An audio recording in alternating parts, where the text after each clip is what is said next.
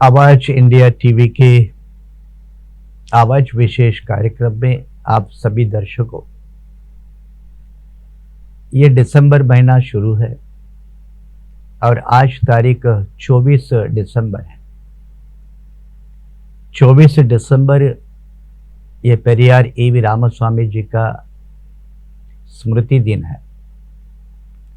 कल 25 दिसंबर है और 25 दिसंबर 1927 को हमारे सबसे बड़े मुक्तिदाता डॉक्टर बाबा साहब अम्बेडकर इन्होंने महाड़ में मनुस्मृति का दहन किया था। तुरंत उसके बाद 1 जनवरी है और 1 जनवरी भारत के इतिहास में एक अनोखा चैप्टर है। 1 जनवरी 1818 को पेशवा का खात्मा करने के लिए भीमा कोरेगांव नदी के किनारे पे जो अंग्रेज और पेशवा की फौज में युद्ध हुआ, जिसमें बहुजन समाज के सैनिकों ने अंग्रेजों की तरफ से लड़कर जाति और अछूतपन का बदला लेने के लिए बड़े क्रोध के साथ पेशवाओं के खिलाफ लड़े और पेशवाओं को हराया। उनकी याद में अंग्रेजों ने पूना में भीमा कोरेगांव के जगह पर एक वॉर मेमोरियल बनाया, जिसको भीमा कोरेगांव स्तंभ भी कहते हैं। वह भी अब शौर्य दिन 1 जनवरी बहुत नजदीक आ रहा है। 1 जनवरी और एक खास विशेष बात के लिए हमारे इतिहास का एक अटूट हिस्सा है।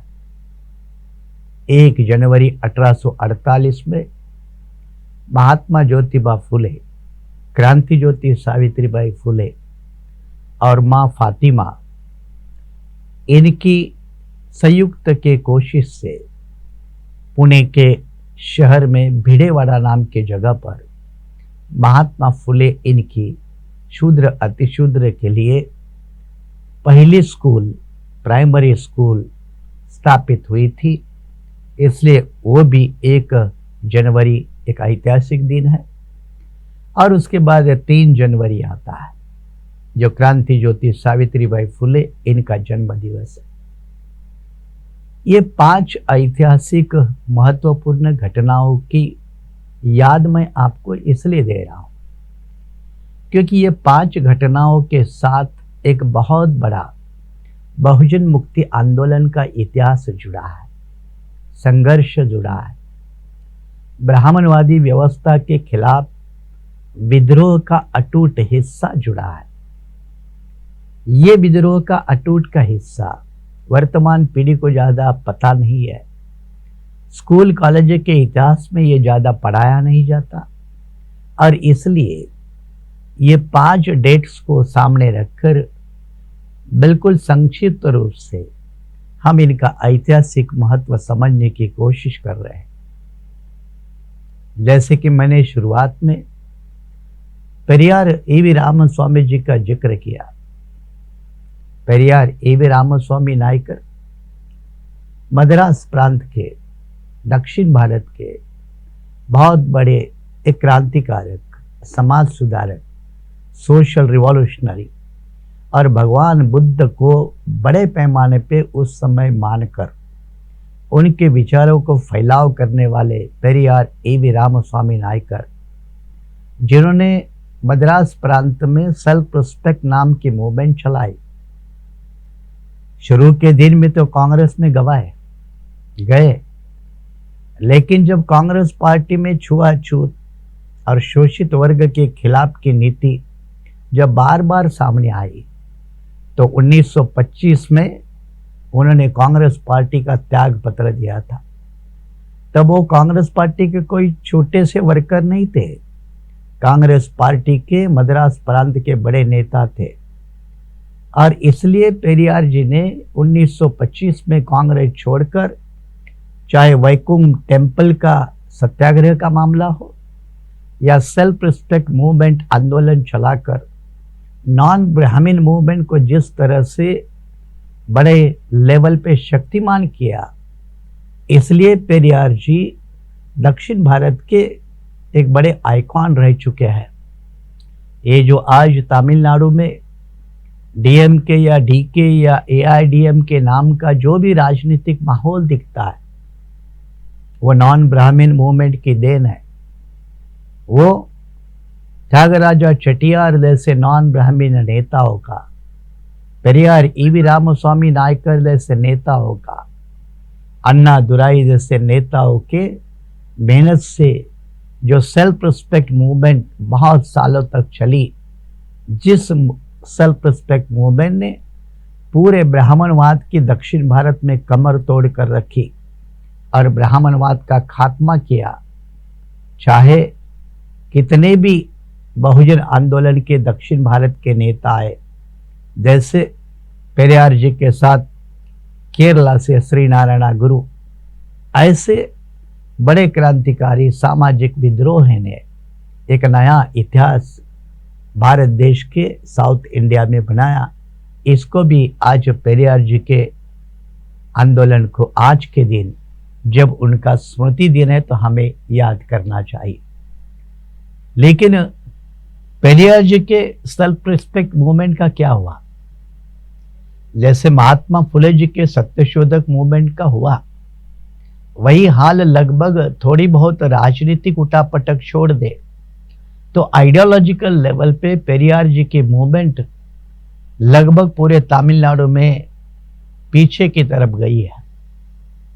जिस तमिलनाडु में कभी पंडितों के लिए मंदिर नहीं बचे थे, लेकिन आज उसी तमिलनाडु में चारों तरफ मंदिरों का बोलबाला है। कई मंदिरों में तो आज भी अछूतों को प्रवेश नहीं है। यह हालत तमिलनाडु की है। इसलिए पेरियार जी की राजनीतिक विरासत अगर छोड़ दे तो सामाजिक क्रांतिकारक विरासत तमिलनाडु में बड़े पैमाने पे लुप्त होने लगी है। यह सबसे बड़ा खतरा हम लोगों को समझना चाहिए, और यही बात महात्मा फुले जी के आंदोलन को लागू होती है। फुले जी ने भी एक सामाजिक बड़ा विद्रोह किया, आप जानते हैं। इसलिए बाबा साहब ने सामाजिक क्रांति के अग्रदूत फुले जी को कहा। फुले जी का आंदोलन भी वेस्टर्न महाराष्ट्र के कुछ जिले तक सीमित रहा, लेकिन फुले ने जिस तरह का बड़े पैमाने का आइडियोलॉजिकल फाउंडेशन दिया था, वो फाउंडेशन बहुत से कम लोगों को, कम सुधारकों को प्रदान करने में सफलता मिली। उस वक्त बहुजन समाज शूद्र अतिशूद्र लोगों के शोषण दमन का मूल धर्म ग्रंथों में ढूंढने का ऐतिहासिक काम महात्मा फुले ने किया। शास्त्र, धर्म ग्रंथ, प्रिस्क्राफ्ट, पुरोहितशाही, ये शोषण के भंडार है कहकर मनुस्मृति को दहन उसको जलाना चाहिए, दहन करना चाहिए। इस तरह की भूमिका महात्मा ज्योतिबा फुले ने उनके समय में ली थी। खैर, महात्मा ज्योतिबा फुले तो मनुस्मृति का दहन नहीं कर पाए उनके समय में, लेकिन महात्मा फुले जी की मनुस्मृति का दहन होना चाहिए, ये इच्छा पूरी करने का काम महात्मा फुले के सबसे बड़े शिष्य डॉक्टर बाबा साहब अम्बेडकर, इन्होंने 25 दिसंबर 1927 को पुणे के नजदीक ही पश्चिम महाराष्ट्र में महाड़ के जगह पर मनुस्मृति का दहन करवाया, और मनुस्मृति का दहन करके महात्मा फुले की अधूरी इच्छा पूरी करने का श्रेय डॉक्टर बाबा साहब अम्बेडकर ने किया। और क्यों किया मनुस्मृति का दहन? आप अच्छी तरह से जानते हैं कि मनुस्मृति जिसने भी लिखी, क्योंकि विवाद है उसके ऊपर वो किसने लिखी, उन विवादों के बावजूद मनुस्मृति समस्त शूद्र अतिशूद्रों का शोषण की व्यवस्था है, मैकेनिज्म है। संपूर्ण स्त्रियां, महिलाओं, इनका शोषण, दमन, अन्याय, अत्याचार, परसिक्यूशन, इसका वो साधन है।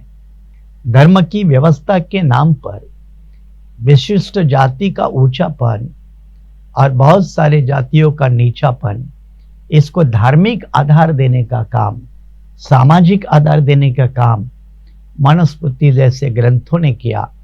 और इसलिए ऐसे ग्रंथों की होली करना जरूरी था, क्योंकि ये धर्म ग्रंथ कम थे, ये षड्यंत्र ज्यादा थे।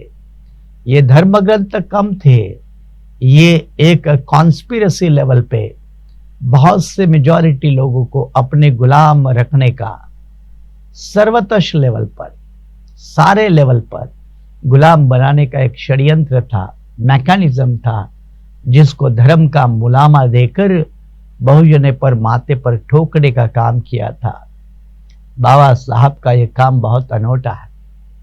उनके जिंदगी में उन्होंने जो भी माइलस्टोन स्थापित किए, चाहे राउंड टेबल कॉन्फ्रेंस हो, चाहे साउथबरो कमीशन हो, चाहे साइमन कमीशन के बारे में हो, संविधान निर्मित की कोई भी हो, उसमें मनुस्मृति का दहन ये बाबा साहब के संघर्ष का एक और महत्वपूर्ण पन्ना है, जिसको हम सभी लोगों ने याद करना चाहिए। और क्यों जलाया यह समझकर मनुस्मृति जैसे कोई भी व्यवस्था उसकी आहट भी लगती है तो चौंक कर बड़े हिम्मत के साथ ऐसे व्यवस्था का, ऐसे शासन प्रशासन का पुरजोर विरोध करने का साहस बाबा साहब के सही सच्चे सपूत के नाते हम लोगों ने हमेशा करते रहना चाहिए। जैसे मैंने कहा कि जैसे ये मनुस्मृति का दहन है वो तो 25 दिसंबर का है, और 1 जनवरी 1818 भीमा कोरेगांव शौर्य दिन, जिसका मैंने जिक्र किया। लेकिन 1918 पुणे में हुए जातीय दंगल, उसके बाद कई लोगों ने उसके बारे में अनाप शनाप बोला। कुछ तथाकथित झूठे मक्कार फरेब इतिहास लिखने वाले लोग, इन्होंने यहां तक कह डाला कि भीमा कोरेगांव नाम का युद्ध कभी हुआ ही नहीं। कुछ ब्राह्मणवादी ताकतों ने उसको तोड़ मरोड़ कर वो युद्ध सिर्फ अंग्रेजों और पेशवा के बीच में था, उसके लिए कोई आइडियोलॉजिकल फाउंडेशन नहीं था। शूद्र अतिशूद्र वर्सेस पेशवाई ऐसा कोई रूप नहीं था। इस तरह की अलग अलग ढंग से रखने की कोशिश की थी, लेकिन इतिहास गवाह है, इतिहास में वह सबूत आज भी जिंदा है। चाहे वह युद्ध में पूरे ताकत के साथ लड़ने वाला शिदनाक महार नाम का सैनिक क्यों ना हो, या उनके जैसे कई और सैनिक क्यों ना हो, उन्होंने पेशवाई के साथ भी मान सम्मान के साथ जिंदगी जीने के लिए सौदा करने का फैसला किया था। लेकिन पेशवाओं ने उसको ठुकराया था, पेशवा ने उसको नकार दिया था। और जब पेशवाओं ने नकार दिया था तो ये सारे बहुजन समाज के सैनिक अंग्रेज फौज में भर्ती होकर अंग्रेजों की तरफ से लड़े थे, और बड़ी द्वेष भावना के साथ किसी भी कीमत पर पेशवाई का खात्मा होना चाहिए, इस मंसूबे के साथ अपनी जान की बाजी लगाकर चंद अंग्रेज सैनिक के सहारे हजारों की तादाद में रहने वाले पेशवाओं को हराने का काम 1 जनवरी 1818 में पूना के नज़दीक भीमा कोरेगांव जगह में हुआ, जिस जगह को प्रणाम करने के लिए, वंदन करने के लिए, सलाम करने के लिए बाबा साहब अम्बेडकर अपने जिंदगी में वहां भी जाया करते थे। बाबा साहब के बाद ये परंपरा बहुजन नायक मान्यवर कांशीराम साहब जब वो पूना में थे, उन्होंने उस परंपरा को बरकरार रखा। और आज तो देश से नहीं, विदेशों से भी लोग बड़ी भारी मात्रा में भीमा कोरेगांव के वो ऐतिहासिक वॉर मेमोरियल को सलाम करने के लिए, शौर्य दिन की इतिहास की याद ताज़ा करने के लिए हर साल आते हैं। लेकिन अभी कुछ लोगों ने जिस जगह पे वॉर मेमोरियल खड़ा है उस जगह पर कब्जा करके उसको निजी प्रॉपर्टी बताने का भी षड्यंत्र किया है। उसके बारे में भी कोर्ट केसेस मुंबई में हाई कोर्ट और सेशंस कोर्ट में जारी है। जैसा कि मैंने कहा कि भीमा कोरेगांव 1 जनवरी 1818 को जो दंगल हुई, उसके पीढ़ी जो दंगलखोर लोग रहे, जिनका ताल्लुकात आरएसएस संघ परिवार बीजेपी से रहा, उनको आज तक कड़ी सज़ा नहीं मिली है। उस वक्त मैं खुद वकील के नाते उनके बेल का कड़ा विरोध मुंबई हाई कोर्ट और सुप्रीम कोर्ट करने के लिए मैं खुद वकील के नाते कोर्ट में मौजूद था। मूल तकरारदार लोगों की तरफ से था और आज भी कुछ आरोपियों को लेकर हमारी याचिका मुंबई उच्च न्यायालय में प्रलंबित है। उसी तरह 1 जनवरी दूसरा भी एक ऐतिहासिक महत्वपूर्ण दिन है। 1848 जब पुणे के भिडेवाड़ा में महात्मा फुले इन्होंने अपनी पहली शूद्र अतिशूद्र के लिए पाठशाला शुरू की थी। कितने साल हो गए, लेकिन आज तक कई लोगों ने, बहुजन समाज के आंदोलन के लोगों ने उस भिडेवाड़ा को मेमोरियल में कन्वर्ट करने के लिए कई सरकारों के पास अपना पक्ष रखा, याचिकाएं की, लेकिन आज तक महाराष्ट्र के किसी की भी सरकार ने, चाहे वो कांग्रेस हो या और किसी की हो, इन्होंने भिडेवाड़ा का कभी भी एक ऐतिहासिक मेमोरियल नहीं बनाया। आज भी वर्तमान समय में महाराष्ट्र में जब विधानसभा का अधिवेशन नागपुर में हो रहा है तो हमारे जैसे कई लोगों ने यह आवाज़ उठाई है कि वह भिडेवाड़ा का मेमोरियल होना चाहिए, नेशनल मेमोरियल बनना चाहिए, और सरकार को कम से कम विचार करने के लिए मजबूर करवाया है। देखते हैं, उम्मीद रखते हैं कि बहुत जल्द सरकार जो भी होगी, जिसने भी आश्वासन किया है, अगर वह सरकार बनी रहती है तो उसको ये वादा निभाना होगा और भिडेवाड़ा स्कूल को हमें एक नेशनल मेमोरियल के रूप में देखने का सौभाग्य प्राप्त होगा।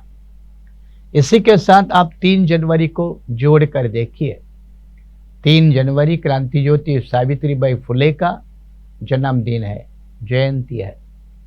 और हम सबको पता है कि क्रांतिबा ज्योतिबा फुले इनके निधन के बाद सत्यशोधक मूवमेंट की पताका, उसकी लीडरशिप अपने कंधे पर लेकर क्रांति ज्योति सावित्रीबाई फुले ने सत्यशोधक मूवमेंट को आगे बढ़ाया। दुर्भाग्य से क्रांति ज्योति सावित्रीबाई फुले इनके निर्वाण के बाद सत्यशोधक आंदोलन ये लगभग बहुत पीछे हट गया और बाबा साहब के भाष्य में महात्मा फुले के सत्यशोधक यह सत्ताशोधक बनकर कांग्रेस में चले गए। जिस तरह आज भी बाबा साहब अम्बेडकर के राजनीतिक विरासत को बड़े SC ST कांग्रेस या बीजेपी में जाकर देखते हैं, वैसे सत्यशोधक के लोग सत्ताशोधक बन गए और इसलिए महात्मा फुले जी का भी आंदोलन पीछे रहा। इन तमाम सारी घटनाओं के बाद हमें सबक क्या मिलता है? सबक ये है कि चाहे मनुस्मृति का दहन हो, पेरियार जी का सेल्फ रिस्पेक्ट मूवमेंट आंदोलन हो, या महात्मा फुले का स्कूल खोलने का एक ऐतिहासिक माइलस्टोन हो, या क्रांति ज्योति सावित्रीबाई फुले इनका योगदान हो, बहुजनों का इतिहास ऐसे ही नहीं बना है। कई विद्रोह, आंदोलन, संघर्ष, त्याग, बलिदानों से बना है। इसलिए वर्तमान बहुजन समाज इस हालत में पहुंचा है। थोड़ा बहुत सुधार हुआ है, लेकिन आगे बढ़ने के रास्ते वर्तमान पीढ़ी के संघर्ष के ऊपर डिपेंड होते हैं। और अगर वर्तमान पीढ़ी इसको और आगे लेकर जाने में सफल होती है तो भविष्य की पीढ़ियों का रास्ता और साफ सुथरा हो सकता है। इसीलिए हमारे इन सारे महापुरुषों को याद तो जरूर करें, उनको सैल्यूट तो जरूर करें, उनका सम्मान तो जरूर करें, लेकिन असली वारिसों का काम होता है अपने महापुरुषों को, उनके संघर्ष को, उनके इतिहास को, उनके संघर्षशाली विरासत को हम अगली पीढ़ी तक पहुंचाएं, और वो भी सम्मानजनक अवस्था के साथ, गर्व के साथ, नाज के साथ। अगर ये काम हम ऐतिहासिक रूप से करने की जिम्मेदारी समझकर हम अपना रोल अदा करें तो हम भी अपने बहुजन महापुरुषों के लायक अनुयायी हो सकते हैं। इसी आशा और उम्मीद के साथ आप सभी को जय भीम।